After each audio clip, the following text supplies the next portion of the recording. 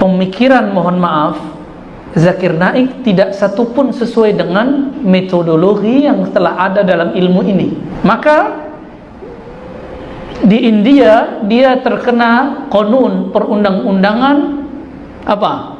Mencemarkan, merusak agama lain. Allahumma salli ala Sayyidina Muhammad tibbil qulub wa dawaiha wa ashtil abdani wa shifaiha wa nuril absar wa jilaiha wa ala alihi wa ashabihi wa barik wa sallim. Ini adalah multi level marketing yang sesungguhnya. Maka jangan ragu, memulai wakaf dengan diri kita sendiri dan ajak orang lain. Assalamualaikum warahmatullahi wabarakatuh. Bertanya Ustaz, dan pertama tentang pemikiran Dr. Zakir Naik. Dokter. Di sini medicine dokter, apa dokter? Yang obat-obat. Dokter, kalau di sini. Dokter. Kalau PhD, dokter. Sama. Itu beda itu. Ya, satu D-nya capital, satu D-nya kecil ya. Ya. Itu yang pertama, yang satu. Yang kedua di Majmu' Fatwa Ibnu Baz itu mengatakan zikir selepas sholat itu bid'ah. Berjamaah. Tapi kalau dikaji tentang ilmu mantik tadi, kul itu maknanya luas. Yang ketiga, soalannya adalah banyak sekarang peruqyah itu banyak fahaman yang bukan Ahlus Sunnah wal Jamaah. Bagaimana membezakan antara aswaja dengan fahaman? Baik. Jazakallah. Assalamualaikum warahmatullahi wabarakatuh. Tolong ingatkan saya ya, takut lupa. Pertama, Dr. Zakir Naik. Dia bukan ahli agama, bukan ulama, harus diingat. Dia pembaca yang rajin. Hafalannya sama bagus dengan Ustadz di Indonesia, rakan kita Ustadz Adi Hidayat. Dia punya metode menghafal rakam-rakam ya, number-number itu dahsyat sekali. Saya awalnya takjub, di awal-awal saya belajar Islam, saya termasuk pengagum Dr. Zakir Naik. Tapi setelah kemudian kita kaji ilmu muqaranatul adyan wal mazahib wal firaq, saya ittadhaha lana anna lahu manhajun dha'ifun wa syujuzun bayyinun ya, bayyinatun. Setelah saya kemudian belajar muqaranah, ada satu ilmu fan itu dikaji di Usuluddin. Karena saya dulu belajar di Usuluddin, ilmu muqaranatul adyan, ilmu perbandingan agama-agama mazhab. Pemikiran, mohon maaf, Zakir Naik tidak satupun sesuai dengan metodologi yang telah ada dalam ilmu ini. Ternyata beliau terinspirasi inspired by Ahmad Deedat. Tapi Ahmad Deedat tidak sekeras dia. Kenapa? Dia berani bawa kitab-kitab Veda, berani bawa kitab-kitab Bible dengan serampangan.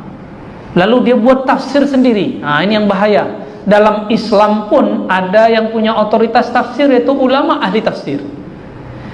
Apalagi di golongan kawan-kawan kita, saudara-saudara yang beda agama itu, mereka punya lembaga khusus pentafsir. Orang aktivis, bahkan doktor teologi Kristen Katolik tidak boleh mentafsir jika dia belum diiktiraf oleh lembaganya. Lalu tiba-tiba Dr. Zakir Naik kemudian menafsirkan sendiri. Maka di India dia terkena konun perundang-undangan apa? Mencemarkan, merusak agama lain. Itulah sebabnya beliau dilarang masuk, pulang kampung. Kasihan ya. Saya kasihan mendengar, saya sedih. Sebagai saudara sesama muslim, kita ikut sedih. Dan mohon maaf jika dibawa ke Sarawak, Sarawak ini sangat majmu, sangat berbahaya. Sangat berbahaya. Jangan bawa dia, bawa yang lain yang lebih santun. Ya, karena kalau bawa dia nanti bertengkar Muslim dengan Kristen yang kita sudah jaga lama ini. ya. Kita sudah jaga lama, benar kan? Saya dengar di sini minoritas Muslim. Lalu antum mau bawa dia, ya salam, ya. Siap-siap setelah itu kita tengkar. Ketemu Kristen kita benci. Ya Rabb, kita tidak boleh benci makhluk. Kenapa? Hadisnya irhamu man fil ardi yarhamukum man fis sama. Kemana-mana kita sampaikan hadis ini. Sayangi makhluk di bumi, makhluk yang di langit, malaikat-malaikat cinta kamu. Makhluk yang di langit tidak boleh sayang, tidak boleh benci jika tidak ada perintah dari Allah. Maka mereka jika sayang, itu berarti Allah perintah. Makhluk di bumi ada yang muslim, ada yang non muslim. Itu sebabnya Allah bagi ada Bismillahirrahman, ada Ar-Rahim. Rahman itu untuk semua. Buka tafsir Imam Fakhruddin Ar-Razi, tafsir Imam Nukasir Baydawi. Apa kata mereka? Rahman untuk semua. Mau muslim, mau kafir, semuanya dapat rezeki dari Allah. Benar tak? Maka orang-orang non-muslim pun dapat rezeki, dapat sehat, dapat kaya. Tapi Rahim itu cuma satu, karena ziyadah hurufnya cuma satu, yaitu ya. Oleh karena itu, kita dengan Rahman kita cintai semua makhluk, dengan Rahim kita sangat cinta hanya kepada sesama yang beriman.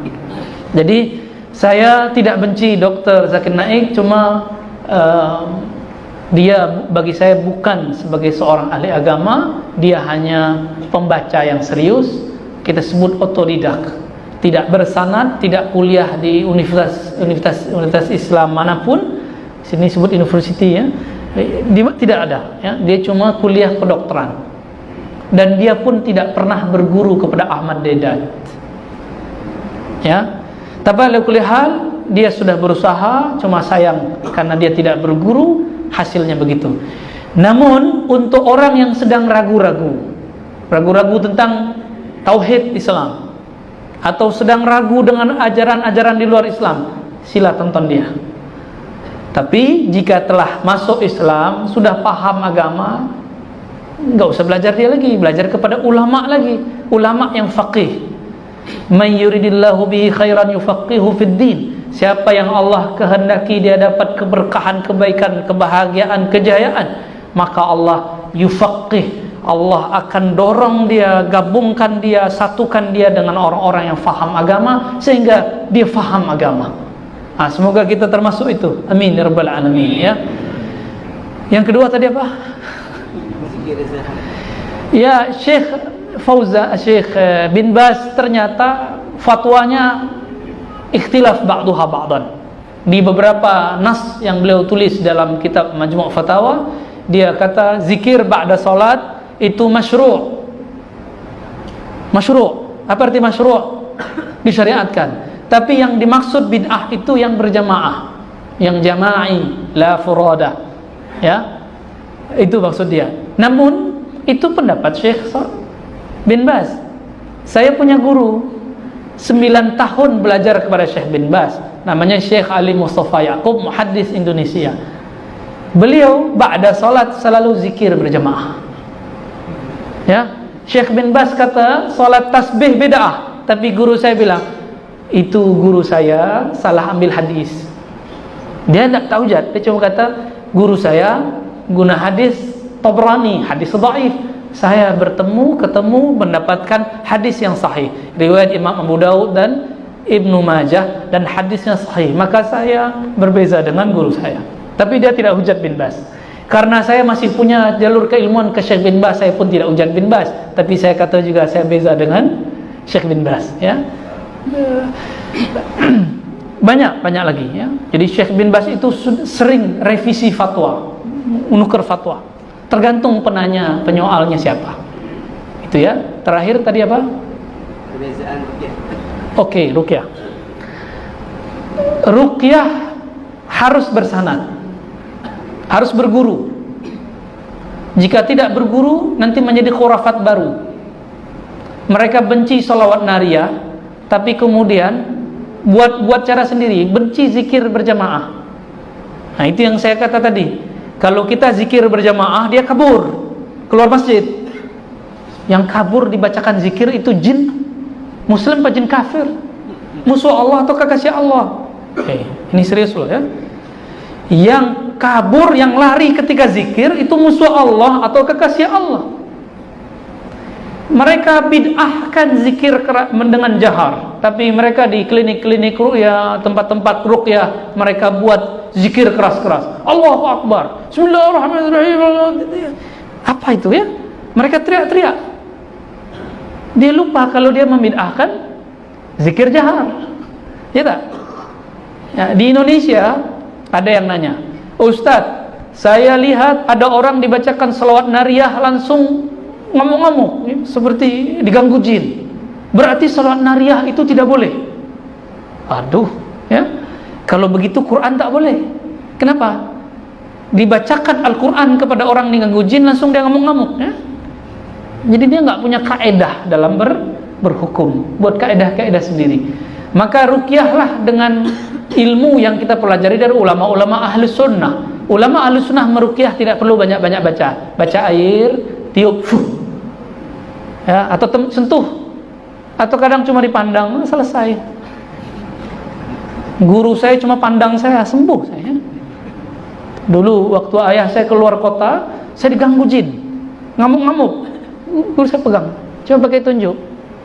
Dia bilang apa? Kamu tahu rahasia tunjuk ini? Tunjuk ini dipakai itu untuk syahud, asyhadu an la ilaha, sepanjang hidup dipakai. Maka tunjuk kepalamu, tunjuk jinmu, keluar Pak, hilang semua. Tapi beliau Maulana Syekh Muhammad Nuruddin, beliau guru saya dalam Thariqah Naqsyabandiyah. Dia tunjuk saya dengan nama Allah. Saya pakailah itu, ya. Saya diminta datang oleh sebuah keluarga di Indonesia. Dia kata dia diganggu jin. Lalu saya datang. Saya waktu itu masih pakai ruqyah Wahabi. Sini saya bacakan air, nanti kamu bunuh jinnya, minum ini. Baru saya bicara begitu, belum baca ayat kursi, semua benda di sampingnya dilempar kepada saya. Tapi alhamdulillah tidak satu pun sampai. Apa yang sampai? Itu semacam tenaga gaib, itu menusuk kepala saya. Kita langsung terlempar ke belakang. Di saat itu zikir nama Allah keluar dari dalam diri saya, kemudian membalas dia, dan dia terjungkal juga ke belakang. Wah, udah mirip silat-silat juga ini. Saya tidak pernah belajar silat-silat begitu. Langsung dia tobat saat itu, ya, hilang jinnya, cuma dengan zikir Allah. Benarlah kemudian jika disebut dalam surat Al-Muzammil, wadhkurisma rabbik, sebutlah nama Rabbmu. Siapa nama Rabbmu? Allah, Allah, Allah. Maka di fadilah amal itu ada zikir Allah, Allah. Kenapa? Maulana Zakaria juga muassis, ya, yang mengembangkan jamaah tabligh. Beliau bertariqat Naqsyabandiyah.